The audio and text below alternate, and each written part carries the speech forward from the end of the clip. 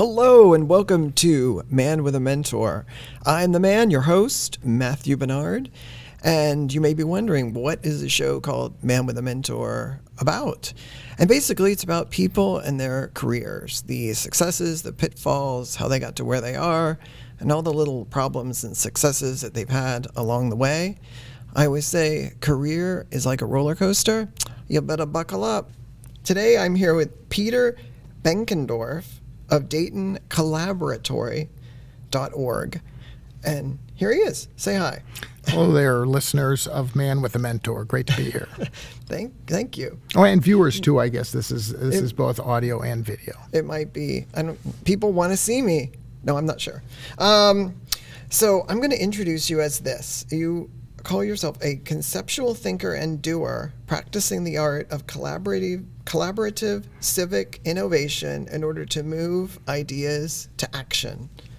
And that's amazing. There's a whole lot in there. Can you break it down as to? Yeah, that sounds impressive. I want to meet this person. Right. Let me get a mirror. I'll be right back. So the work of the Collaboratory is really all about how do we unleash Dayton's potential? How do we build a better Dayton by providing the space, the tools, the processes for people who have ideas, primarily community initiatives that have a place to go where they can get those ideas fleshed out, going through a kind of a visioning mission process, getting connected to resources, particularly other people in the region who may be working in similar spaces. We also do a lot of our own conceptualizing of ideas, so we're kind of like a cross between an R&D department, a incubator, accelerator from an entrepreneurial sense, and a community convener. So we like to say we are where Dayton's dreamers and doers gather to move innovative ideas to transformational action. Oh, cool. Wow. Oh my God, there's so many big words in there. You're confusing me, sir, with these big words. No, I'm just teasing. So can you tell me something that you're working on right now that you're excited about, that you think is an amazing idea? So at this point, the bulk of our time is being spent on something we call the Community of Well-Being Initiative. And the purpose of the Community of the Well-Being Initiative is to build a more thriving region. And what we like to think about is our region can only be its most thriving when everybody is realizing their full potential. However, your ability to realize your full potential can only happen when you're experiencing well-being. And so what we're really hoping to do is redefine how we think about and measure community success. So we have gotten engaged with the Gallup organization, which is somebody I'm sure a lot of your viewers and listeners are familiar with, the Gallup pollsters. They introduced something in 2008 called the Well-Being Index, which allows communities to really track how the people who live there are doing based actually on how the people who live there are doing. And over the last 15 years, they've really shown a lot of correlation between well-being and community outcomes. So what we're trying to do is kind of move away from the traditional external transactional economic measures like average household income or how many jobs have been created or the employment rate or the poverty rate. Things that really don't tell us how we are doing as individual citizens and as residents of the Miami Valley. So this, we believe, has the ability to be transformational work, not just in the introduction of the Gallup Wellbeing Index, but also the introduction of something called the Richter scale method. The Richter scale, people may be familiar with, spelled with an H, measures movement in the earth after an earthquake. The Richter scale, spelled with a K, measures movement in people. So it is a tool that allows individuals to articulate where they are now and where they want to be in terms of their well-being.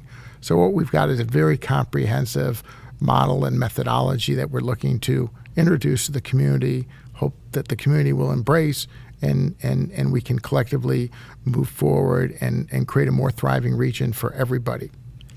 That's what I'm really excited about. Oh, yeah. Now, I'm just wondering something else.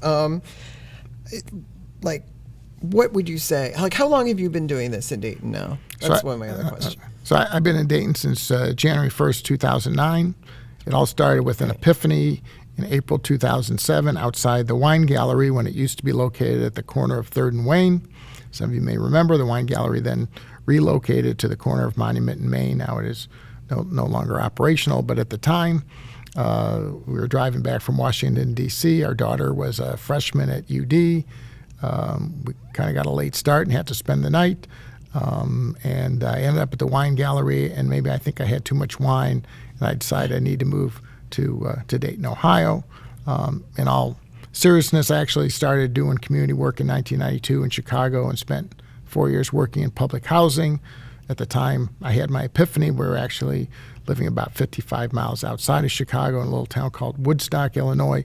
For any of you viewers and listeners who saw the movie Groundhog Day with Bill Murray, that's where it was filmed. And so there was something about being in Dayton and feeling like I needed to return to my urban roots that kind of pulled me here. And so I started networking voraciously, and voila, January 1st, 2009, I ended up here full-time, bringing with me Blue Sky Project, which was an international summer artist residency and youth collaborative that I founded and co-created in Chicago from 2005 to 2008. And then with the help of Paul Benson, who was most recently the provost at UD, who just retired, but at the time was the dean of the College of Arts and Sciences, helped bring me and Blue Sky to Dayton in January 2009. Now, can you tell me something in the last, 13? 15 years, 15, yep. well, Yeah. I don't- Crazy. Yeah, I'm not good at subtraction. I'm just wondering, can you tell me something which you kind of got a seedling of an idea with someone and you were like, oh my God, that is the best idea, like I've heard, and you went for it, and how did that work out? And well, two of the initiatives that we've launched here were actually other people's ideas. One is Dayton Porch Fest, which is happening August 19th in St. Anne's Hill. It'll be our 6th annual Dayton's Porch Fest, 55 bands. So I'm going to hold this up. there you go. Can people see Thank that? you. Yeah, we got propaganda. If you're listening to this, you cannot see this.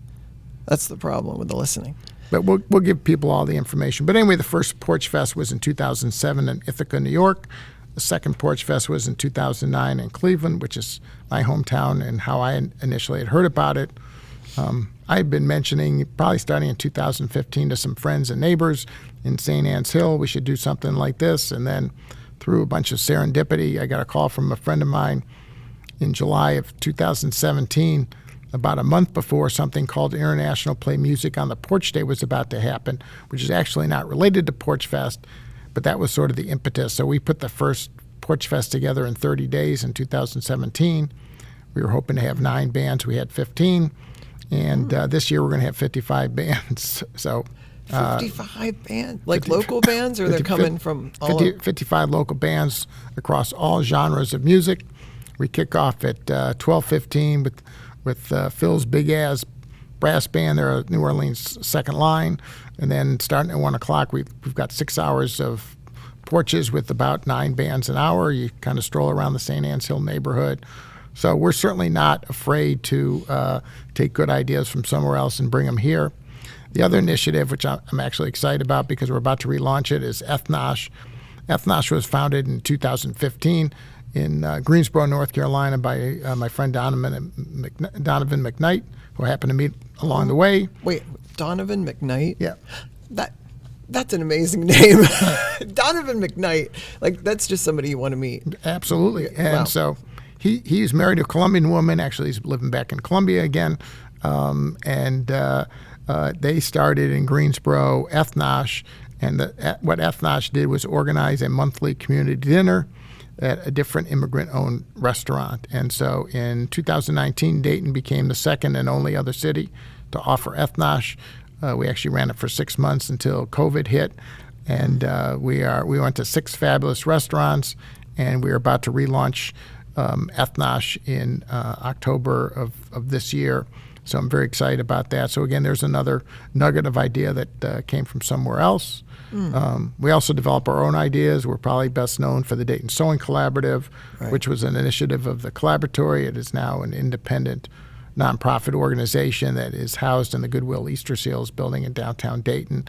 But that was an idea that that I had, that we sparked at the collaboratory, that we connected with a team of passionate sewists, and we got it off the ground. And there's some incredible people that run that organization. But again, we're kind of like an R&D department. We're really here to start stuff and get it going, and then get it out into the community so other people can run with it.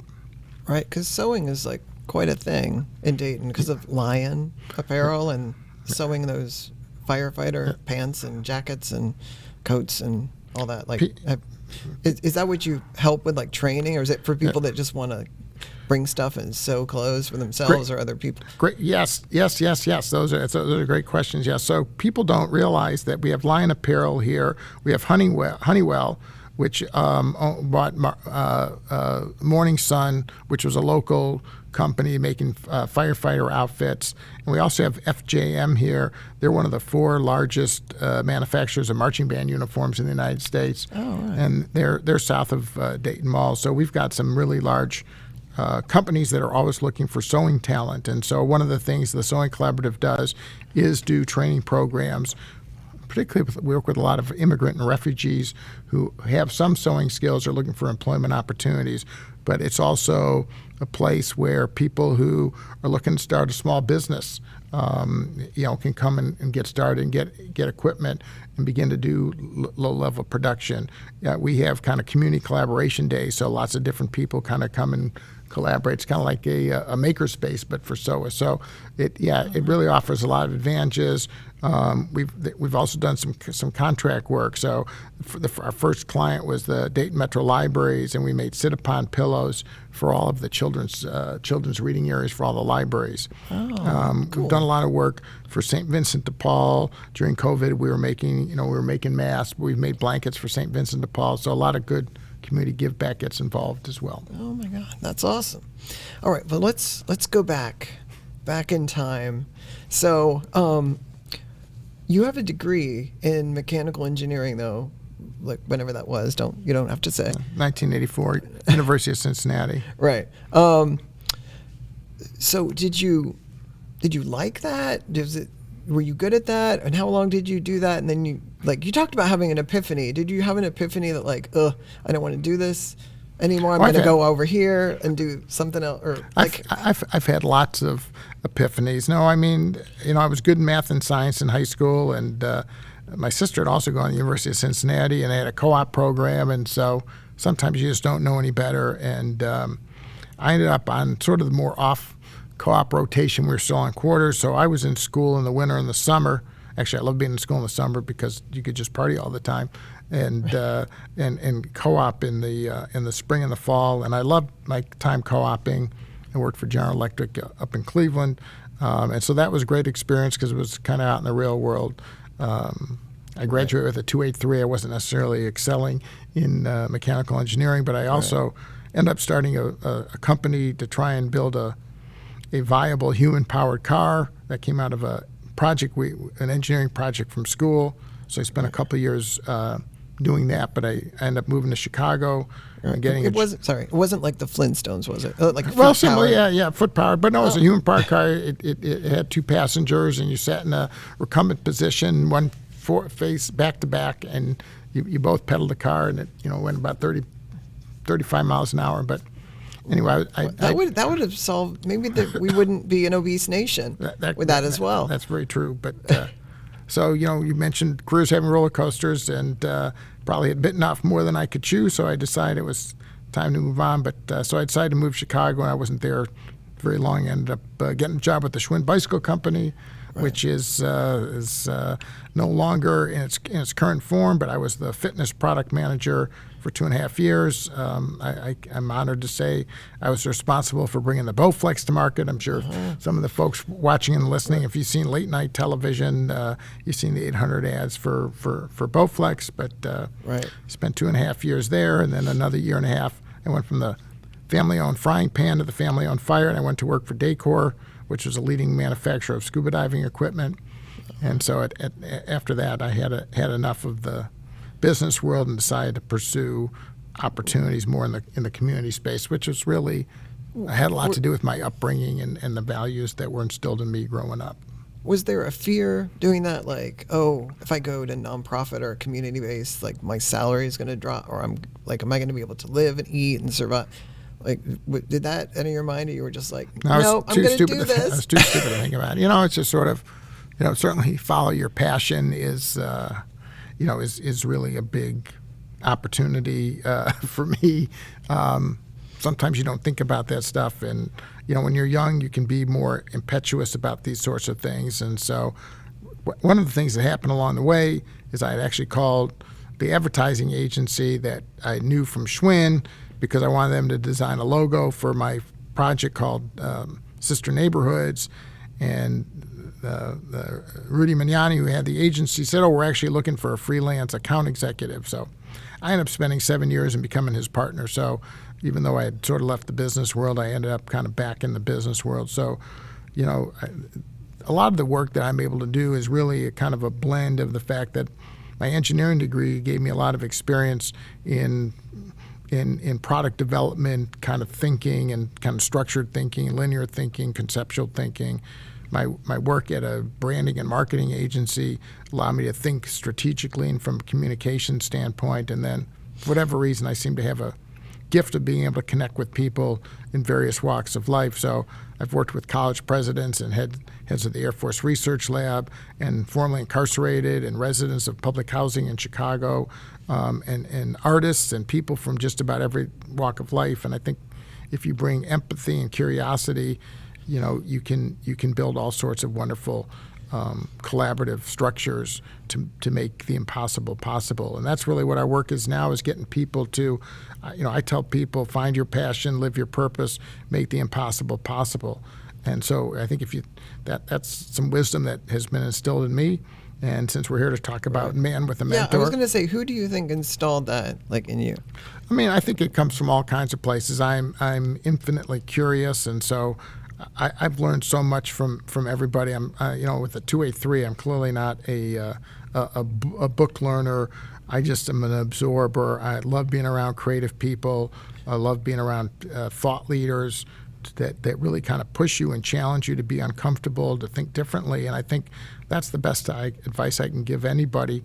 You can never know too many people. Try and stay on good relationships with folks. Don't burn your bridges. If sometimes there's somebody I haven't talked to in 5 years, but an opportunity comes up where I think they can help me, or something that could be related to something that can help them, we can reach out to them. And if you've always had good relationships with folks, that stays with people. So I think that's another. I tell my daughter that you can never know too many people. While my father used to say you can't make a living networking, I think in many ways you can build a foundation for making a living by building a strong network of people who help lift you up, who help you get along, who you can connect with when you have an opportunity or need, and that they're willing to help you out, especially if you're willing to reciprocate and you go out of your way for other people. Right. Now, would you say there were similarities between Chicago when you started this work and Dayton, or not? Or Chicago. I'm just wondering, because Chicago now, everyone kind of has a bad rap for Chicago with shootings and violence and all this stuff. Do you think that, because it's a bigger city, it's a bigger problem, or do you think it's just a problem across the board? And what do you think the source of that problem is? Do you think people just aren't feeling a sense of well-being, a sense of hopelessness, a sense of something that's driving that kind of? Well, I mean, I think all of these are. It all strikes a balance between what is individually brought upon one and what is a result of societal constructs. And I think sometimes we can get caught up in some of the politics where one side seems to think it's all the system's problem, and the other side just wants to blame the victim.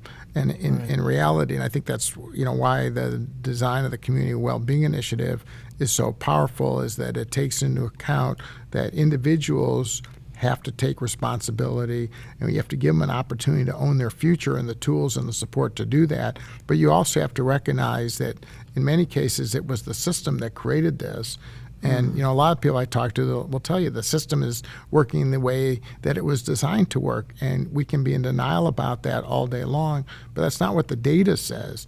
When it comes to poor outcomes for people of color and things of that, and so you have to be realistic in terms of Chicago versus Dayton. I think there are some similarities, there's some differences. The work that I do is so human-centered. It's not really about the geography. It's about being opportunistic.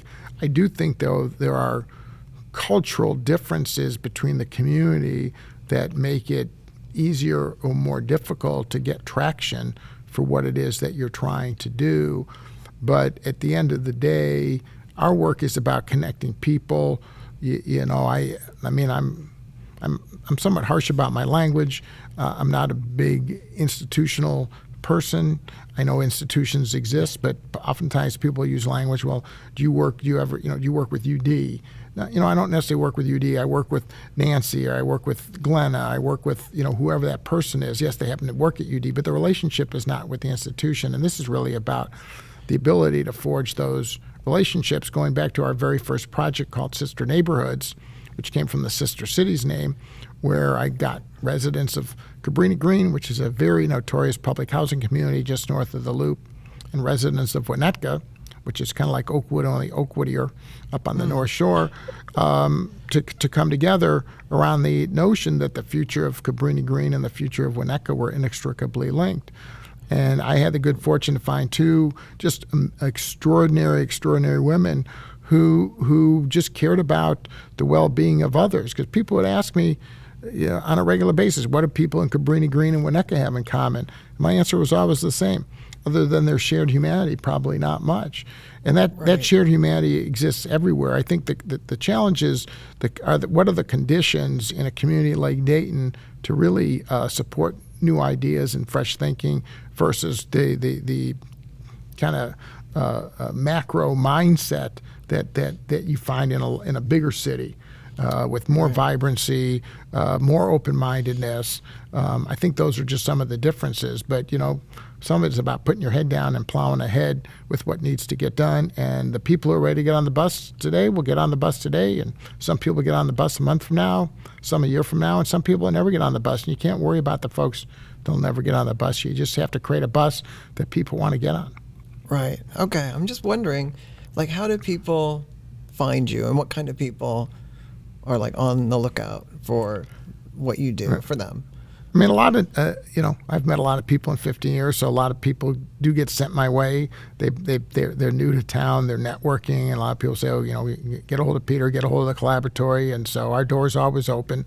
Other people find us online. I can think of somebody like Stephen Starr, who I helped start the Journalism Lab with, which is a new nonprofit organization, but he's from Ireland. He married a woman from the Columbus area who's of Syrian background.